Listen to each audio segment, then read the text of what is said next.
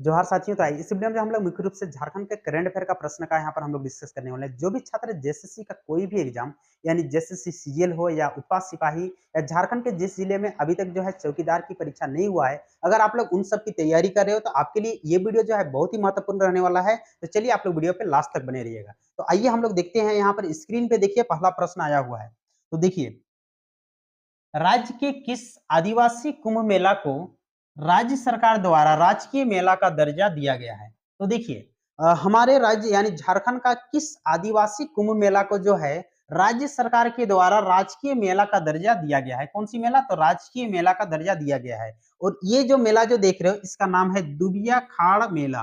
और ये आपका कहाँ लगता है? तो पलामू में। पलामू का डाल्टनगंज जो देख रहे हो, यहाँ पर आप लोग देख सकते हैं पलामू का डाल्टनगंज क्षेत्र में जो देख रहे हो, यहाँ पर ये मेला लगता है। कौन सा मेला? तो याद रखिएगा, दुबिया खाड़। ये आदिवासी कुंभ मेला के नाम से ये प्रसिद्ध है और ये प्रत्येक वर्ष ये लगता है। ऐसे कुंभ मेला जो है 12 वर्ष के अंतराल पे लगता है, लेकिन यहाँ जो मेला लगता है ये प्रत्येक वर्ष ये मेला लगता है। और ये झारखंड का आदिवासी कुंभ मेला है और ये प्रत्येक वर्ष जो है फरवरी महीना में लगता है। कौन सी महीना में? तो फरवरी महीना में ये मेला लगता है। और ये डाल्टनगंज जो देख रही है आपका कहाँ पर पड़ता है? तो पलामू क्षेत्र में। तो इसको जो है राजकीय मेला का दर्जा दिया गया है। देखिए यहाँ पर ऑप्शन और एक है, लेकिन यहाँ पर जो है इस प्रश्न का आंसर यही होगा, आदिवासी कुंभ मेला बोला गया है। ऐसे तो ये भी मेला है, लेकिन ये आदिवासी कुंभ मेला नहीं ना है, ये गणतंत्र दिवस मेले है और ये गड्ढा में लगता है। दोनों मेला जो है राजकीय मेला का दर्जा दोनों को मिला है, लेकिन यहाँ पर साफ बोला है कि आदिवासी कुंभ मेला, इसीलिए इसका जो आंसर होगा ये आपका दुबिया खाड़ ही आंसर होगा। यानी आदिवासी कुंभ मेला वही है। ऐसे दोनों मेला को याद रखिएगा, जो है राजकीय जो है मेला का दर्जा मिला है। चलिए अब हम लोग नेक्स्ट प्रश्न यहाँ पर हम लोग देखते हैं।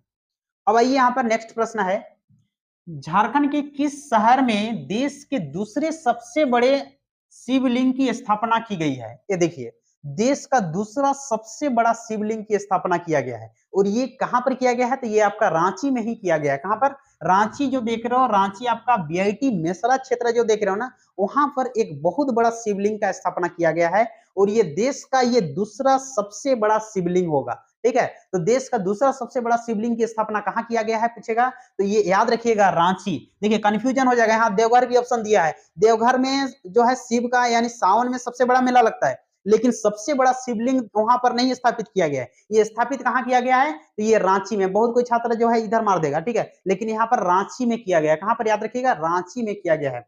नेक्स्ट प्रश्न आइए, रेटिना सर्जरी के लिए राष्ट्रीय स्तर पर मान्यता प्राप्त करने वाला पूर्वी भारत का एकमात्र संस्थान। देखिए, रेटिना सर्जरी, आंख में जो रेटिना होता है ना, तो रेटिना का सर्जरी के लिए जो है ना, यहाँ पर राष्ट्रीय स्तर पर मान्यता प्राप्त करने वाला पूर्वी भारत का एकमात्र संस्थान, यानी पूर्वी भारत जो क्षेत्र देख रहे हो इसका एकमात्र संस्थान बना है और वो है रांची में ही बना है। देखिए, Kashyap memorial eyes hospital Ranchi. तो कश्यप मेमोरियल याद रखिएगा, आइज हॉस्पिटल, आंख में रेटिना होता है तो ये साफ लिखा हुआ है। यहाँ पर कहीं भी इस तरह का ऑप्शन आपको देखने को नहीं मिलेगा, तो यहाँ पर साफ लिखा हुआ है कि आइज हॉस्पिटल। ठीक है, तो आइज तो आंख में क्या होता है? रेटिना। तो रेटिना का सर्जरी के लिए इसको मिला है। पूर्वी भारत का ये एकमात्र ऐसा संस्थान है जिसको राष्ट्रीय स्तर पर इसको मान्यता मिला है। किस स्तर पर? तो राष्ट्रीय स्तर पर। तो इसको याद रखिएगा, ये कहाँ है? तो ये आपका रांची में ही है, यानी कश्यप मेमोरियल हॉस्पिटल। नेक्स्ट आइए, नेक्स्ट प्रश्न यहाँ पर देखिए, इंपॉर्टेंट प्रश्न है, निम्न में से किस स्थान पर पूर्वी भारत का सबसे बड़ा बटरफ्लाई पार्क का निर्माण किया गया है? तो देखिए, पूर्वी भारत का सबसे बड़ा बटरफ्लाई पार्क देखिए आपका वहां पर हिंदी में लिखा रहेगा तितली पार्क। तो कंफ्यूज नहीं करना, क्या पार्क? तितली, तितली पार्क भी लिखा हुआ रह सकता है। ठीक है, तो बटरफ्लाई लिखा हुआ रहेगा या तितली पार्क, दोनों एक ही है, यानी उसका हिंदी में तितली बोलते हैं, तो आपको बटरफ्लाई भी रहेगा तो आप लोग उसको टिक लगा लेना। ठीक है, तो पूर्वी भारत का सबसे बड़ा जो है बटरफ्लाई पार्क का निर्माण यहाँ पर किया गया है। और ये देखिए इस तरह का, आप लोग बहुत कोई यदि रांची से हो तो आप लोग इस क्षेत्र को आप लोग घूम भी चुके हैं, तो ये रांची में ही किया गया है। और रांची का जो क्षेत्र आपको बता रहे हैं यहाँ पर, बिरसा मुंडा जो जैविक उद्यान है ना और माझी में, तो वहीं पर इसका स्थापना किया गया है। ये कंप्लीट है, बन के रेडी किया गया है इसको। ठीक है, तो बिरसा मुंडा जैविक उद्यान कहां पर? तो रांची में, यानी रांची में जो बिरसा मुंडा जैविक उद्यान और माझी में जो आप लोग घूम चुके हैं बहुत कोई, तो वहीं पर ये जो आपका तितली पार्क जो देख रहे हो ना, इसकी स्थापना किया गया है और ये पूर्वी भारत का सबसे बड़ा जो है बटरफ्लाई ये पार्क है। चलिए अब हम लोग नेक्स्ट प्रश्न पे चलते हैं। नेक्स्ट आइए देखिए यहाँ पर, झारखंड का पहला कन्वेंशन सेंटर बनाया गया। कन्वेंशन सेंटर यानी मीटिंग हॉल, क्या कहते हैं इसको, मीटिंग हॉल, ठीक है। तो मीटिंग हॉल झारखंड का पहला कन्वेंशन, जहां पर बाहर से कोई भी लोग आएंगे बहुत ज्यादा संख्या में, तो उन लोगों को लिए मीटिंग के लिए जो हॉल बनाया गया है, ये देखिए होना चाहिए राजधानी में, लेकिन इसको बनाया गया है कहां पर, उप राजधानी। तो झारखंड की जो उप राजधानी दुमका है, जो हेमंत सोरेन का क्षेत्र है, तो वहां पर इसको बनाया गया है। तो झारखंड का पहला कन्वेंशन सेंटर कहां बनाया गया है पूछेगा, तो कहां पर बनाया गया है, तो दुमका जो क्षेत्र देख रहे हो, दुमका जिला में इसको बनाया गया है। चलिए अब हम लोग नेक्स्ट प्रश्न पे चलते हैं। नेक्स्ट पे आइए, यहाँ पर देखिए, केंद्रीय गृह एवं सहकारिता मंत्री अमित शाह जी हैं ने झारखंड में कहा इफ्को, इफ्को आप लोग को पता होगा, ठीक है, खाद की company, IFFCO nano urea plant के 5वें संयंत्र का शिलान्यास किया है। तो देखिए इफ्को नैनो यूरिया, अभी हम लोग जो है बोरा बोरा में हम लोग यूरिया लेके आते हैं, लेकिन इफ्को नैनो यूरिया, नैनो मतलब एक छोटा सा डब्बा में रहेगा और वो भी आपका लिक्विड कंडीशन में, और इतना छोटा में ही आपका पूरा खेत का काम कंप्लीट कर लेगा, इतना पूरा बोरा बोरा ढो के लाने की आवश्यकता नहीं है।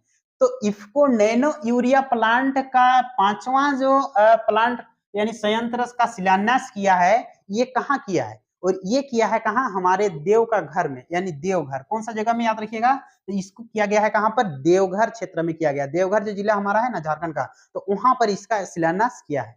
तो कौन सा क्षेत्र है, तो देवघर, याद रखिए। नेक्स्ट आइए, नेक्स्ट आते हैं हम लोग यहाँ पर, नेक्स्ट प्रश्न है देखिए, झारखंड के किस जिले में विश्व व्यापार केंद्र का उद्घाटन किया गया है। तो विश्व व्यापार केंद्र, देखिए नेशनल नहीं बोला है, विश्व व्यापार, यानी यहाँ से जो है विदेशों में व्यापार हो जाएगा, ठीक है। तो विश्व व्यापार केंद्र का उद्घाटन कहाँ किया गया है, तो ये आप लोग बिल्डिंग आप लोग शायद पहचान में आ रहा होगा, ये आपका नेपाल हाउस का ये बिल्डिंग है, और ये कहाँ किया गया है, तो ये आपका रांची में ही किया गया है। कहां पर, रांची में ही किया गया है। नेक्स्ट आइए, हाँ ये एक देखिए, जल शक्ति मंत्रालय द्वारा झारखंड के गुनी गांव को तृतीय राष्ट्रीय जल पुरस्कार में सर्वश्रेष्ठ गांव पंचायत श्रेणी के लिए चुना गया है। यह किस जिले में है, तो देखिए तृतीय राष्ट्रीय जल पुरस्कार, यानी जो गांव जल का संरक्षण करता है, जल जो है बूंद बूंद वो बचत करता है, जल बेकार में वो लोग नष्ट नहीं करते हैं, तो ऐसे गांवों को ये पुरस्कार दिया जाता है। और ये तीसरा पुरस्कार का ये विजेता बना है, ये झारखंड का ही गांव है। तो ये किस जिला का है पूछ रहा है, तो ये जो गांव जो देख रहे हो, ये देखिए इधर तो आपका पेड़ पौधा ज्यादा दिख रहा है, इसका ग्रामीण क्षेत्र का फोटो हमको नहीं मिला है, ठीक है। तो ये आपका गांव है, और ये गांव, इस गांव का नाम भी याद रखिएगा, क्योंकि जिला वाला में पूछ सकता है। गुनी गांव, बहुत अच्छा गुण है इसका, गुनी गांव, और ये आपका खूंटी जिला में पड़ता है। कौन सा जिला, तो खूंटी जिला का कर्रा जो प्रखंड जो देख रहे हो ना, कर्रा प्रखंड, तो कर्रा प्रखंड में ये गांव, और ये इसको पूर्वी भारत, यानी पूर्वी भारत जो देख रहे हो उसका जो है इसको पुरस्कार मिला है क्या, सर्वश्रेष्ठ ग्राम पंचायत का भी इसको पुरस्कार मिला है, ठीक है। तो देखिए राष्ट्रीय जल पुरस्कार में सर्वश्रेष्ठ गांव पंचायत का पुरस्कार किस गांव को मिला है, तो गुनी गांव, याद रखिएगा। और इधर आपका कौन सा जिला में है, तो खूंटी जिला में है। चलिए अब हम लोग नेक्स्ट प्रश्न पे चलते हैं। नेक्स्ट देखिए, जीवन की गुणवत्ता मामले में झारखंड का कौन सा शहर पूरे देश में अव्वल है, अव्वल मतलब नंबर 1, ठीक है। तो झारखंड का कौन सा शहर जो है पूरे देश में अव्वल है, तो देख रहे हो इतना खूबसूरत क्षेत्र, ये जगह जो देख रहे हो ना बहुत खूबसूरत है, ये आप देख रहे होंगे फिरायलाल, इतना खूबसूरत। अब देखिए जीवन की गुणवत्ता मामला जो देख रहे हो ना, ये सभी चीजों को देखा जाता है, यहाँ की शिक्षा, यहाँ का रोजगार, यहाँ की स्वास्थ्य, यहाँ का वातावरण, तो सारे चीजों में जो है रांची बहुत ही बेहतर क्षेत्र है। तो ये रांची शहर को ये आपका मिला है, पूरा देश में ये क्या है, अव्वल है। और आप फोटो भी आप देख सकते हो, ये नाइट का सीन है ये, ठीक है। तो रांची क्षेत्र को ही मिला है। नेक्स्ट आइए,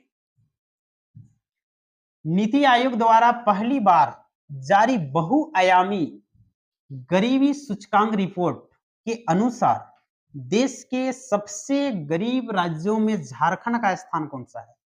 तो देखिए देश के बहुआयामी गरीबी सूचकांक के अनुसार ये आपका नीति आयोग के द्वारा पहली बार इसको जारी किया गया है। तो इसके अनुसार जो है झारखंड का कौन-सा स्थान इसको मिला है? तो याद रखिएगा झारखंड जो है पूरा देश में दूसरा सबसे ज़्यादा गरीबी है, यानी झारखंड में गरीबी है समझो। यानी दूसरा सबसे बड़ा जो गरीब राज्य है ना वो झारखंड ही है और इससे पहले अगर आपको पूछेगा तो वो छत्तीसगढ़ है। नंबर 1 में कौन है? तो नंबर 1 में छत्तीसगढ़। छत्तीसगढ़ तो सबसे ज्यादा गरीब। इससे पहले अगर हम पहले की अगर सूचकांक में देखेंगे तो उस समय बिहार था, लेकिन अब बिहार नहीं है। अब कौन है? तो अब छत्तीसगढ़ सबसे ज्यादा नीति आयोग के सर्वे के अनुसार छत्तीसगढ़ सबसे ज्यादा गरीब में अभी है और दूसरा नंबर पे कौन है? तो दूसरा नंबर पे आपका झारखंड है। देखिए कितना गरीब है, जबकि झारखंड में सारा चीज है। यहाँ से खनिज जो है सब बाहर जा रहा है, सब चीज यहाँ पर है, लेकिन फिर भी झारखंड जो है ये गरीब के सूचकांक में आपका दूसरा नंबर। चलिए नेक्स्ट प्रश्न पे चलते हैं। झारखंड लोक सेवा आयोग की पहली महिला अध्यक्ष कौन बनी? तो झारखंड लोक सेवा आयोग यानी जेपीएससी, जेपीएससी की पहली जो महिला अध्यक्ष बनी उसका नाम है, आप लोग इस फोटो को आप लोग देख सकते हो, इसको पहचानिए, डॉक्टर मेरी नीलिमा क्रिकेट्टा। तो पहली महिला अध्यक्ष अगर आपको पूछेगा कौन है तो डॉक्टर मेरी नीलिमा क्रिकेट्टा याद रखिएगा। ये झारखंड की जो लोकसभा की जो अभी अध्यक्ष है। नेक्स्ट आते हैं अब हम लोग। नेक्स्ट प्रश्न देखिए, रामगढ़ के पतरातू रिसोर्ट में आयोजित मिस यूनिवर्स इंडिया झारखंड 2024 का खिताब किसने जीता? तो अभी हाल ही में आप लोगों को पता होगा कि जो पतरातू जो क्षेत्र देख रहे हो यानी पतरातू रिसोर्ट, तो वहां पर जो एक वाटर पार्क भी वहां पर है, ठीक है, तो वहां पर आयोजित किया गया था मिस यूनिवर्स इंडिया झारखंड 2024। तो इसका खिताब जो है इस बार किसको मिला है? पिछला बार याद रखिएगा रिया तिर्की को ये मिला था, लेकिन इस बार जो है ये किसको मिला है? तो ये जो आप फोटो देख रहे हो शताक्षी किरण जो देख रहे हो इसको मिला है। और शताक्षी किरण जो देख रहे हो ना ये जमशेदपुर की रहने वाली है। कहाँ की? जमशेदपुर, जमशेदपुर। और यही जो है इस बार झारखंड की ओर से जो है मिस इंडिया के लिए ये प्रतिनिधित्व करेगी, यानी मिस झारखंड ये है, ठीक। Miss universe miss universe India Jharkhand 2024। तो इसको याद रखिएगा, शताक्षी किरण। इंपॉर्टेंट प्रश्न यहाँ से बनता है, ठीक है। तो ये आपका कहाँ की रहने वाली है पूछेगा तो ये जमशेदपुर। नेक्स्ट आइए, पेरिस ओलंपिक 2024 में भारत ने कितने पदक जीते हैं? अब देखिए पेरिस ओलंपिक 2024 में भारत ने कितने पदक जीते हैं? तो 2024 का जो ग्रीष्मकालीन जो ओलंपिक हुआ था वो आपका पेरिस यानी फ्रांस में हुआ था। और 2020 का अगर आपको ओलंपिक पूछेगा ये कहाँ हुआ था तो टोक्यो जापान में हुआ था। और 2024 का जो ओलंपिक खेल था तो इसमें भारत को जो पदक हासिल हुआ है वो आपका 6 पदक हासिल हुआ है। कितना? 6 याद रखिएगा। और 6 में से एक जो है ये आपका रजत मिला है, रजत पदक। और इसमें 5 जो है कांस्य हासिल हुआ है, 5 कांस्य पदक। इसमें स्वर्ण पदक अगर आपको पूछेगा तो एक भी हासिल नहीं हुआ, यानी स्वर्ण पदक में 0 है। अब हम लोग देखेंगे कि किसको कौन कौन सा पदक मिला था, कभी कभी ये भी आपका प्रश्न पूछा जा सकता है। देखिए इधर एक यहाँ पर देख रहे हो एक खिलाड़ी, इसका नाम है अमन सहरावत। और इसको कुश्ती का जो फ्री स्टाइल है इसमें इसको मिला है। यानी अगर आपको पूछा है कि किस क्षेत्र में ये किस क्षेत्र का ये खिलाड़ी है तो ये कुश्ती का प्लेयर है। तो कुश्ती में एक कांस्य हो गया। नेक्स्ट हॉकी में भी एक कांस्य मिला है। और ये देखिए मनु भाकर, इस खिलाड़ी का नाम है मनु भाकर। और ये लोग क्या है? शूटर, शूटिंग करता है, ठीक है, यानी आपका पिस्टल से। तो ये देखिए शूटर है। और ये जो है ये दोनों मिल के एक बार शूटिंग किया था 10 मीटर वाला। तो ये डबल्स में भी आपको मिला है और एक सिंगल यानी अकेले भी। तो मनु भाकर एक ऐसी खिलाड़ी हुई इस बार ओलंपिक की जिसको 2 मेडल हासिल हुआ, यानी एक ही ओलंपिक में 2 मेडल इसको हासिल हुआ। और दोनों इसको कौन सा मेडल मिला है? तो कांस्य मिला है। कौन सा याद रखिएगा? कांस्य। अब देखिए ये यहाँ पर कितना हो गया? 1 2 3 4। और इधर जो देख रहे सौफरिनिल कुसाले इसका नाम है। और ये भी आपका शूटिंग, यानी शूटिंग के क्षेत्र में 3 पदक, 1 2 3, ये तीनों शूटर है। जबकि ये हॉकी खिलाड़ी और इधर आपका कुश्ती में एक ही मिला है। और ये जो देख रहे हो जिसको गोल्डन बॉय के नाम से जाना जाता है, नीरज चोपड़ा, इसको मिला है रजत। कौन सा पदक मिला है? इस बार इसको रजत पदक मिला है, ठीक है। तो इसको याद रखिएगा, ये आपका भाला फेंक से संबंधित है। किससे? तो भाला फेंक ये एग्जाम में पूछा जा सकता है, ठीक है। अब हम लोग चलिए नेक्स्ट प्रश्न पे चलते हैं। नेक्स्ट आइए देखिए यहाँ पर 2024 ग्रीष्मकालीन पैरालंपिक्स में भारत ने कितने पदक जीते हैं? यहाँ कितने 2 बार रिपीट कर गया है, उसको ध्यान नहीं दीजिएगा, ठीक है? तो कितने पदक जीते हैं किसमें? पैरालंपिक्स। अब पैरालंपिक्स समझिए, देखिए कोई भी व्यक्ति जो पैरा होता है ना, पैरा यानी अपाहिज लोग होते हैं, तो उन लोगों का भी यहाँ पर ओलंपिक खेल होता है। मान लेते हैं किसी का एक हाथ यहाँ पर टूट गया, लेकिन फिर भी वो लोग थोड़ा बहुत कर सकते हैं। तो ऐसे लोगों का भी यहाँ पर ओलंपिक खेल होता है। और पैरालंपिक में देखिए भारत का बहुत अच्छा यहाँ पर पोजीशन है। भारत ने जानते हो टोटल 29 यानी 29 पदक हासिल किया है, जिसमें से देखिए भारत का इसमें रैंक कितना है?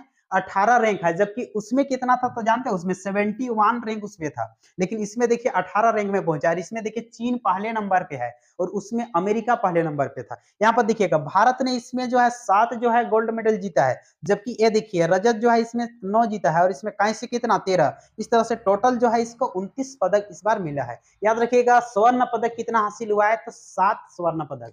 कितना? 7। किसमें? तो पैरालंपिक्स में। और उसमें आपका 0 हो जाएगा। ये देखिए नेक्स्ट प्रश्न जो देख रहे हो, ये बहुत ही इंपॉर्टेंट प्रश्न है, झारखंड का किसी भी एग्जाम में ये पूछा जा सकता है। साहित्य अकादमी की ओर से 23 जून 2023 को घोषित बाल साहित्य पुरस्कार में संथाली का बाल साहित्य अकादमी अवार्ड पाने वाले मान सिंह माझी, जिन्हें यह पुरस्कार उनकी पुस्तक नेने पेटे कहानी के लिए दिया गया है, कहाँ के रहने वाले हैं? यहाँ पर देखिए 3-4 प्रश्न आपका बनता है। नेने पेटे पुस्तक के लेखक कौन है? तो कौन है? तो मान सिंह माझी। ये व्यक्ति जो देख रहे हो ना, ये मान सिंह माझी, ठीक है? मान सिंह माझी का संबंध किस क्षेत्र से है? तो साहित्य के क्षेत्र से, ठीक है? और ये कहाँ के रहने वाले हैं? तो ये आपका जमशेदपुर। और ये अवार्ड भी मिला है साहित्य का बाल यानी आपका बाल साहित्य पुरस्कार, संथाली का बाल साहित्य पुरस्कार भी मिला है इसको। तो ये यही है व्यक्ति मान सिंह माझी, याद रखिएगा। ये जमशेदपुर के रहने वाले हैं और इसी ने नेने पेटे जो पुस्तक है उसको लिखा था संथाली में, और इसी के लिए इसको संथाली का बाल साहित्य पुरस्कार भी मिला है। चलिए नेक्स्ट प्रश्न पे चलते हैं। आइए, ये हमारा आज का जो है लास्ट प्रश्न है। और आप लोगों को वीडियो पसंद आ रही है तो आप लोग जो है लाइक कीजिए, और नए चैनल पे हैं तो सब्सक्राइब भी कीजिए।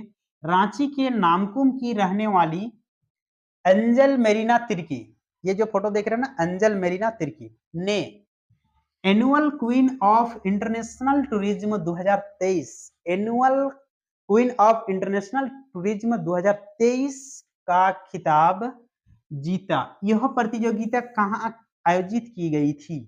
ये जो प्रतियोगिता जो देख रहे हो, ये कहाँ आयोजित किया गया था? तो ये प्रतियोगिता याद रखिएगा फिलीपींस, यहाँ पर ऑप्शन है ए नंबर पे, कहाँ आयोजित किया गया था? फिलीपींस में। और ये देखिए ये रांची की ही रहने वाली है और एंजल मेरीना तिर्की इसका नाम है। तो एंजल मेरीना तिर्की जो देख रहे हो, इसको कौन सा मिला है? तो टूरिज्म के क्षेत्र में इसको annual queen of international tourism 2023 का खिताब मिला है। तो चलिए आज के लिए ही इतना ही, फिर से हम लोग मिलते हैं नेक्स्ट क्लास में और भी नए करंट अफेयर के साथ। तब तक के लिए थैंक्स।